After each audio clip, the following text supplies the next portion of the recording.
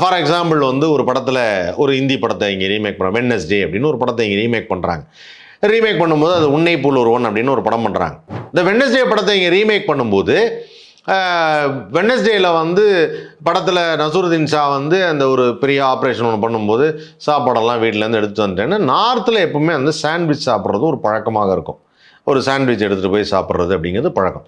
அந்த படத்தில் அதே மாதிரி அவங்க ஒய்ஃப் வந்து கேட்பாங்க, சார் ஏங்க வீட்டுக்கு வரும்போது இந்த கிறிஸ்மஸ் பழம் முந்திரி இதெல்லாம் வாங்கிட்டு வந்துடுங்க அப்படின்வாங்க. இந்த கிறிஸ்மஸ் பழம் முந்திரி அப்படிங்கிறது என்னென்னா அந்த கேக்கில் போடுற ஒரு விஷயம். நார்த்தில் கேக் அடிக்கடி செஞ்சு வீட்டிலே செய்வாங்க. அவங்க கொஞ்சம் அந்த மைக்ரோவேவ் ஓவன்லாம் வச்சுப்பாங்க.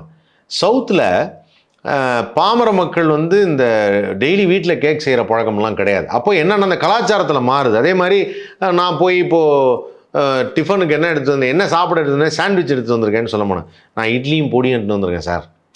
ஒரு மாறுதல். இந்த மாறுதலை பண்ணணும். அப்படி பண்ணால் அந்த படம் ரீச் ஆகும். இது உண்மை.